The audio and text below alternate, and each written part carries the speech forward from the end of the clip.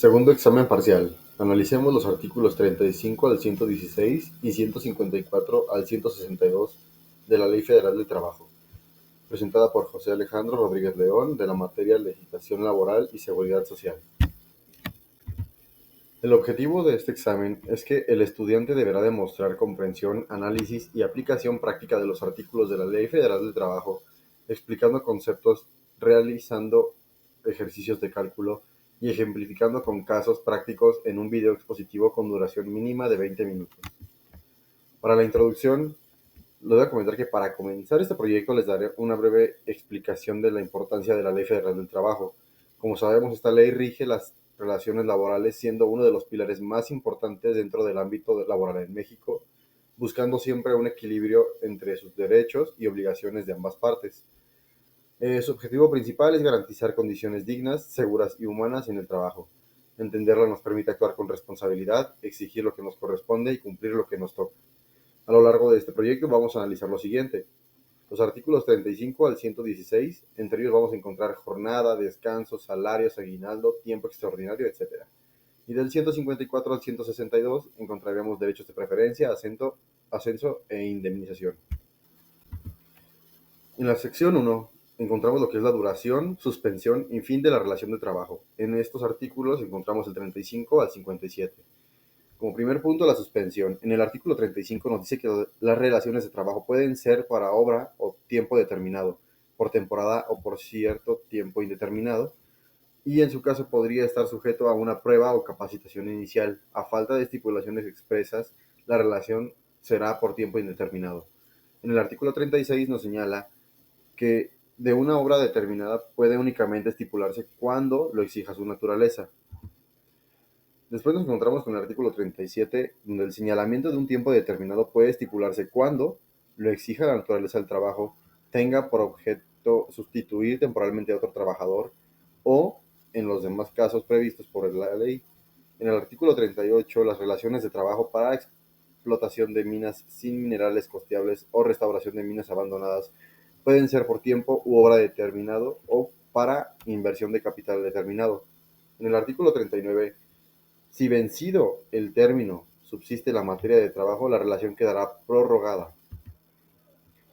Ahora, del artículo 39A y 39F, encontramos que regulan los periodos de prueba y de capacitación inicial. ¿Cuál es la duración máxima? 30 días o hasta 180 días para puestos de dirección, únicamente para esos puestos. Durante ese tiempo el trabajador conserva salario y prestaciones. Son improrrogables y deben constar por escrito. Si al concluir subsiste la relación y se considera por un tiempo indeterminado. Ahora vamos a ir al artículo 40. Los trabajadores no están obligados a prestar servicios por más de un año. ¿A qué vamos con esto? Bueno, un contrato nunca va a obligar a un trabajador, y aún sea escrito o sea hablado, nunca vas a estar obligado a cumplir más de un año con una labor determinada. Y en el artículo 41 habla que la sustitución del patrón no afectará las relaciones de trabajo. El patrón anterior será solidariamente responsable durante 6 meses. ¿A qué vamos con esto? Cuando se va a cambiar de patrón, el patrón que está por ingresar no va a recibir todos los derechos y cargos en el instante en el que él llegue.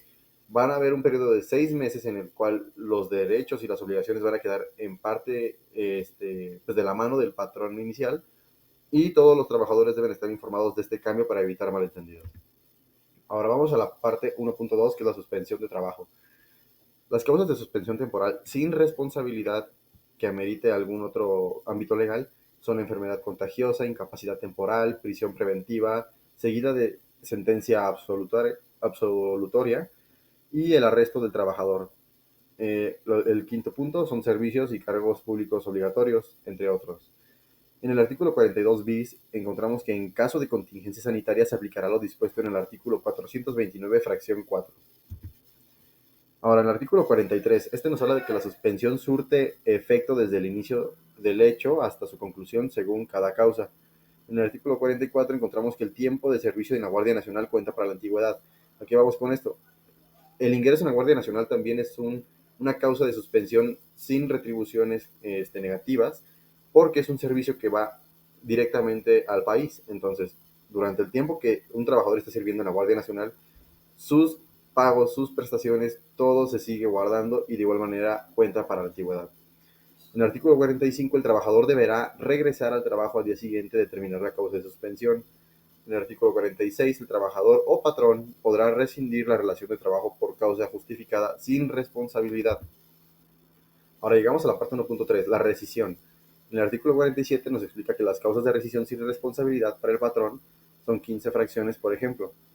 El engaño, las faltas de probidad, ausencias injustificadas, desobediencia, embriaguez, etc. Son faltas graves que si el trabajador comete, el patrón no se ve obligado o no tiene ninguna responsabilidad de volverlo a contratar o de pagarle todos los derechos que está obligado si el patrón hubiera tenido la culpa. Ahora, el artículo 48. El trabajador puede solicitar reinstalación o indemnización de 3 meses de salario. Esto es obligatorio, todos los trabajadores tienen el derecho, únicamente habrá casos en los que se niegue, pero son muy contados. Si no se comprueba la causa del despido, se pagan salarios vencidos hasta por 12 meses o luego intereses al 2% mensual. En el artículo 49 nos encontramos que el patrón puede eximirse de reinstalar mediante la indemnización, por ejemplo, los trabajadores de confianza, eventuales o con menos de un año. Ya casi cerramos esta parte de la rescisión. En el artículo 50 nos platica que la indemnización será por tiempo determinado menor de un año, mitad del tiempo, por tiempo indeterminado 20 días por año, además de 3 meses de salario y salarios vencidos. Ese es el equivalente a la indemnización que se le debe pagar al trabajador en caso de que se le conceda o sea una causa de despido injustificado. En el artículo 51 y 52 nos encontramos las causas de rescisión sin responsabilidad para el trabajador. Acabamos de explicar las causas que respaldan al patrón, pero en este caso son causas que respaldan al trabajador para exigir su indemnización y su posible reinstalación. Ahora, artículos 53 al 55, estos nos hablan de las causas de terminación de un contrato. Puede ser por mutuo consentimiento, muerte del trabajador, terminación de la obra o vencimiento del término, la incapacidad física o mental y causas del artículo 434 de la misma ley. El artículo 54 prevé el pago de la indemnización en caso de incapacidad no profesional y el 55 el artículo 48 si no se comprueban las causas. En el artículo 57, el trabajador puede solicitar modificación de condiciones si el salario no es remunerador o la jornada es excesiva. Ahora sí, cambiamos de sección a la sección 2, la jornada de trabajo. Aquí vamos a abarcar artículos del 58 al 68, con definiciones como lo que es la jornada, un tiempo en el que el trabajador está a disposición del patrón. La jornada es el tiempo en el cual el trabajador está brindando su servicio a favor de la empresa, sociedad o patrón, cumpliendo la labor determinada. Hay varios tipos. Está la jornada diurna, que son de 6 de la mañana a las 20 horas del día, que son las 8 de la noche. La nocturna, que es lo contrario, de 8 de la noche a las 6 de la mañana. La mixta, que es una combinación de ambas, más o menos son 3.5 horas nocturnas y el resto son diurnas. La duración máxima es de 8 horas diurna, 7 horas nocturna y 7.5 horas mixtas. Ahí se va notando la diferencia de lo que son las jornadas. Y el descanso. Todos los trabajadores tienen obligatorio mínimo media hora de descanso para sus alimentos, para despejarse o simplemente dejar de laborar. Si no puede salir, cuenta como tiempo efectivo. Ahora, las horas extraordinarias. Aquí vamos a entrar en una parte muy importante porque el máximo de horas permitidas extras trabajadas en una semana son 3 horas diarias. Y esas 3 horas diarias máximo 3 veces por semana, lo que nos dan 9 horas. Esas 9 horas cuentan como horas extraordinarias.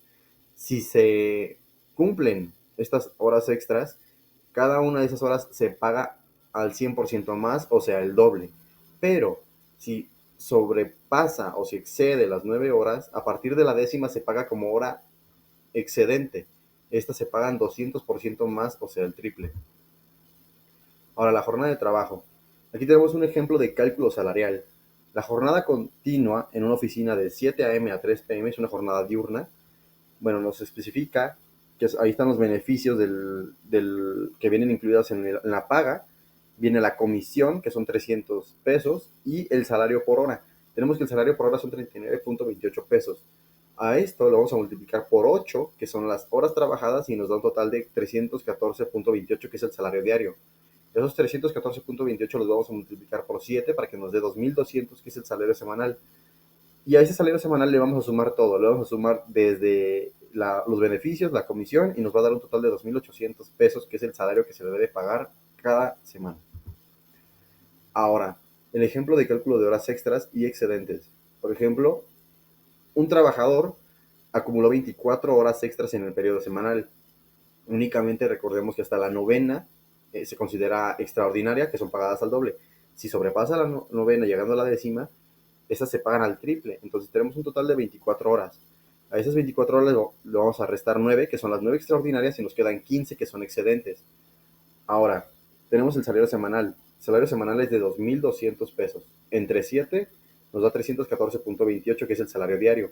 Entre 8 tenemos que es 39.28 la paga de la hora.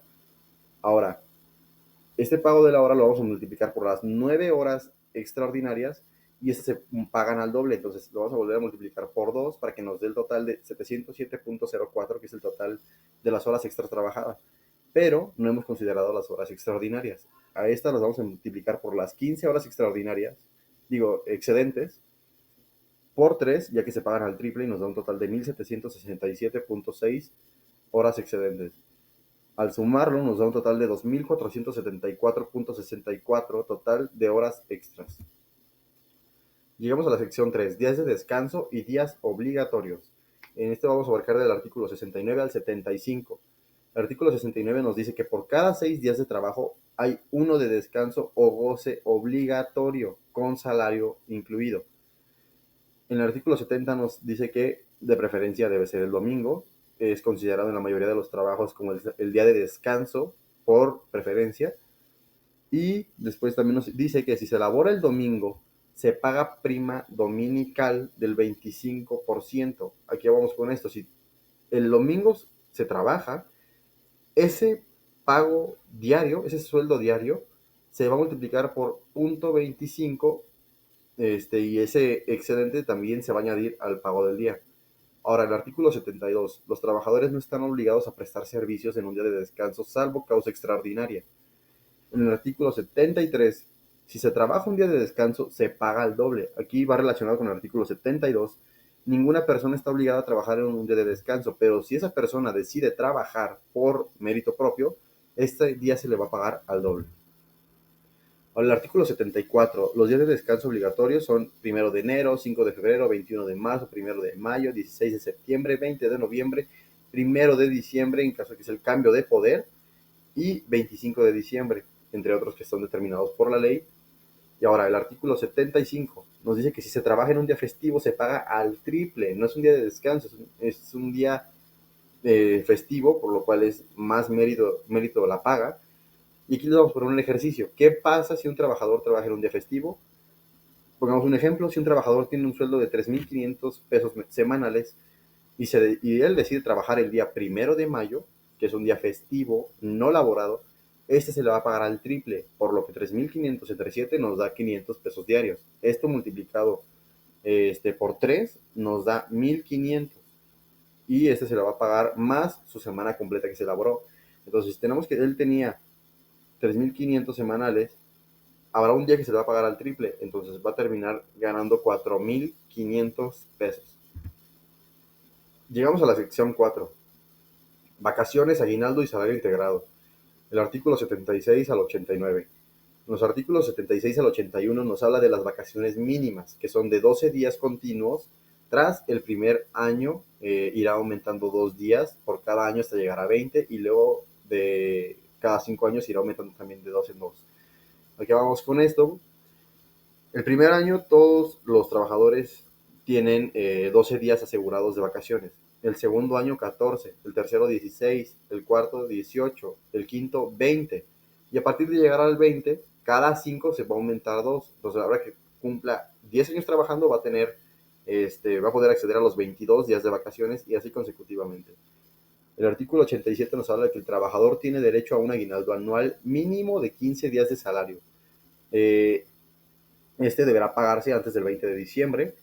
Ahora, ¿qué pasa si nos pagan más de 15 días de salario, absolutamente nada, si el patrón decide pagarnos más, bien recibido sea, es un pago que nos están dando como remuneración propia, pero lo obligatorio es que no disminuya de 15 días si se cumplió todo el año.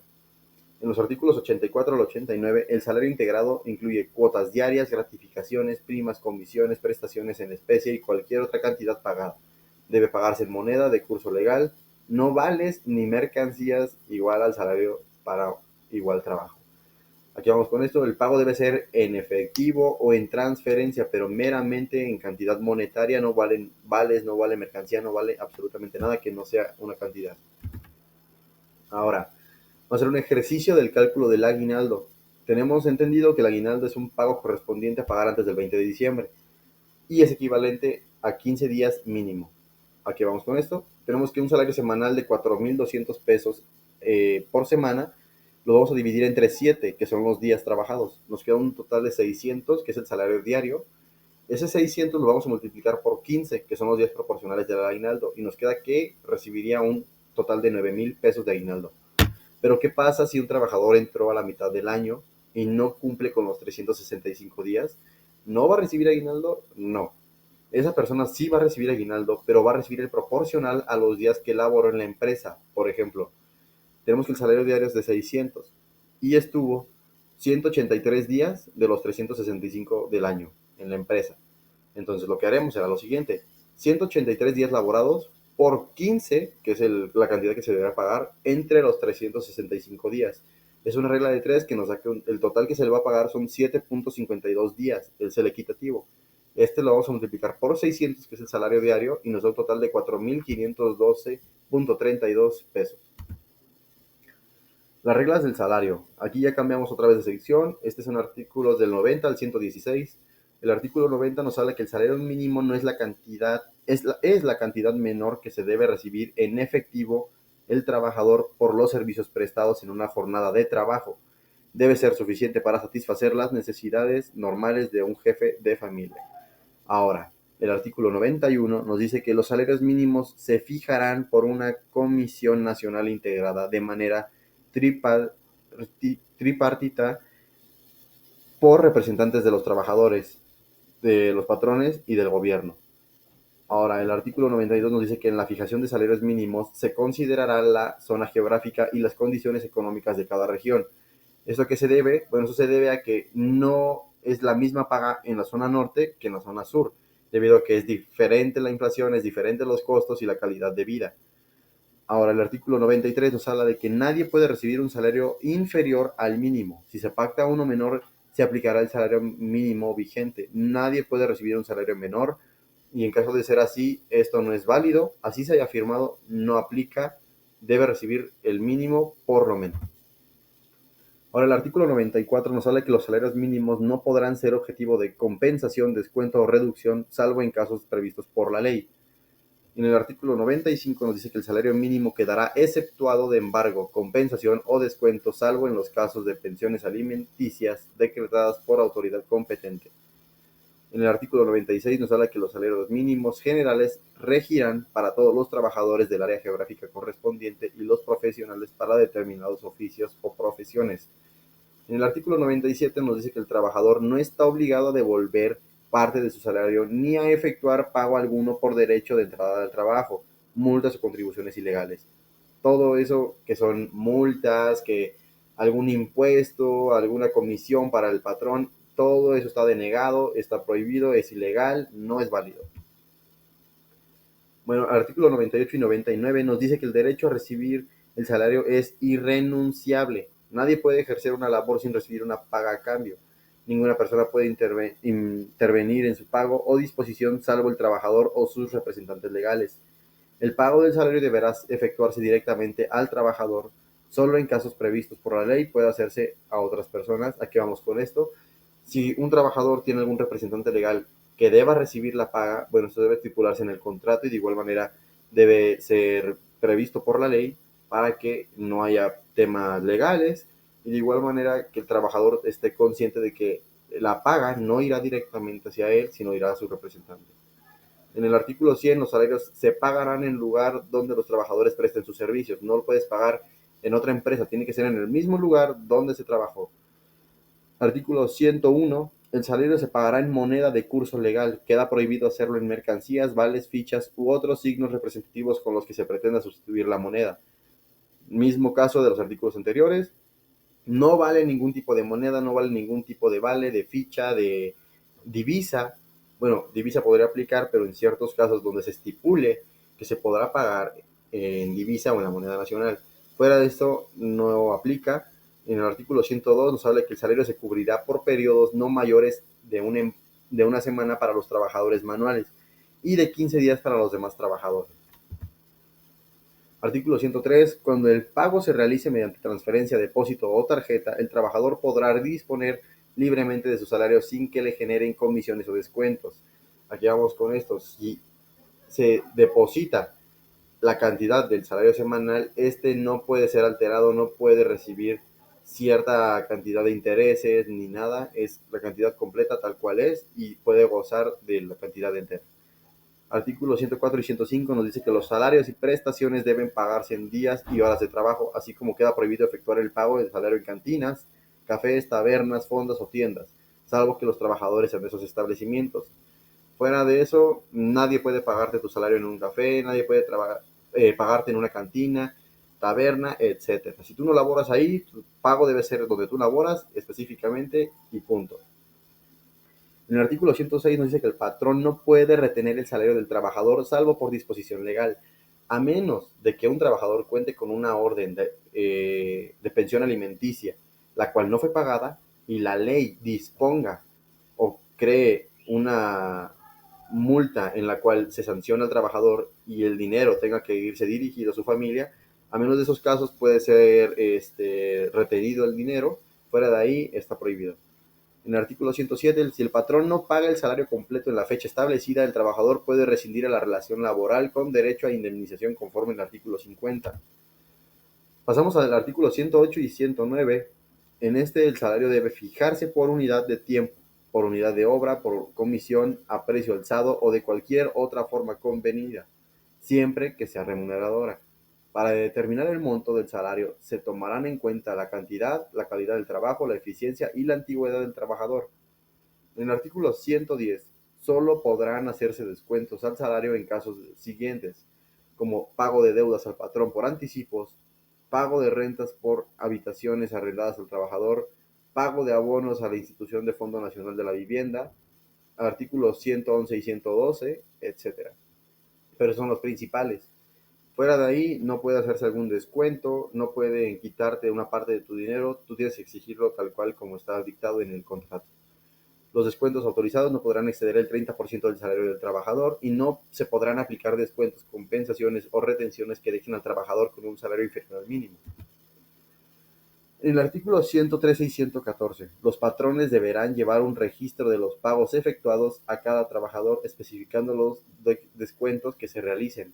El pago de los salarios se presume hecho salvo prueba en contrario. El patrón deberá conservar los comprobantes correspondientes. Ahora, artículo 115, ya es el penúltimo de esta sección. Los salarios gozarán de preferencia sobre cualquier otro crédito en casos de concurso o quiebra del patrón. Artículo 116. Las obligaciones del patrón en materia de salarios son preferentes sobre cualquiera otras. Y los créditos por salarios vencidos no pagados gozarán del privilegio sobre los demás acreedores. Ahora, derechos de preferencia, ascenso e indemnización, la última sección de los artículos del 154 al 162. Aquí tenemos presente que en el artículo 154 nos dicta que tienen preferencia para ocupar vacantes disponibles los que hayan servido satisfactoriamente, los capacitados en la empresa, quienes hayan sufrido riesgo de trabajo, los de mayor antigüedad y también, no está aquí especificado, pero los que sean de nacionalidad mexicana tienen mayor preferencia ante los demás. Y en el artículo 155 nos habla de que las mujeres tienen preferencia a igualdad de circunstancias. Esto no dicta ninguna debilidad, ninguna diferencia que pueda hacerse presente para que escojan a un hombre antes que a una mujer. Ambos tienen la misma igualdad de oportunidades y las diferencias se rigen por los ya establecidos. En el artículo 156 nos habla que en igualdad de condiciones se preferirá a los trabajadores sindicalizados, ya que estos tienen una preferencia y el sindicato genera cierta importancia que se toma antes que todos los demás aspectos en una empresa. En el artículo 157, si el trabajador no es reinstalado injustificadamente, recibirá indemnización de 3 meses de salario. Ahora, el artículo 158, para los ascensos se tomará en cuenta la aptitud, antigüedad y conducta. Artículos 159 y 160, los patrones fijarán reglas para escalafón y ascensos aprobadas por el sindicato. En empresas sin sindicato, los trabajadores elegirán sus representantes para ascensos. En el artículo 161, las empresas con varios tumos, los trabajadores podrán cambiar de turno según la antigüedad y aptitud. En el artículo 162 y último, nos dicta que los trabajadores con más de 15 años tienen derecho a la prima de antigüedad equivalente a 12 días de salario por cada año de servicios, pagada con base al salario diario, con tope de 2 veces el salario mínimo. Muy bien, ahora lo que vamos a hacer es lo siguiente. Vamos a hacer un ejercicio, nuestro último ejercicio de este video. Aquí vamos a calcular la prima de antigüedad para el trabajador de más de 15 años. Tenemos los datos del trabajador. Chucho López entró el 1 de septiembre de 2010 y lo despidieron el 1 de octubre de 2025. Salario quincenal de 8,400 pesos mexicanos. Ahora, ¿qué pasos vamos a seguir? Número 1, tiene 15 años laborados, así que tiene derecho a la prima de antigüedad. Número 2, 8,400, que es el salario quincenal, se va a dividir entre 15 para que nos dé el salario diario. Como sabemos, tiene 560 de salario diario y el salario mínimo es de 278. Por 2 nos da 566. Así que no excede y no es igual al doble del salario mínimo, por lo cual es válido. En el número 3 nos dice que son 12 días por año, entonces vamos a multiplicar 12 por los 15 años laborados. Son 180 días a los cuales tiene derecho a recibir el pago. Ahora, 180 por 560, que es el salario diario, nos da un total de 100,800 pesos mexicanos que va a recibir de prima de antigüedad. En conclusión, ya llegamos al fin de este video. En resumen, este proyecto me permitió comprender los puntos más importantes de la Ley Federal del Trabajo. Me pareció muy interesante el ver cómo cada artículo busca mantener un equilibrio entre ambas partes, tanto el trabajador como el patrón, y garantizar que exista un trato justo dentro del ámbito laboral, sin discriminación y con igualdad de oportunidades.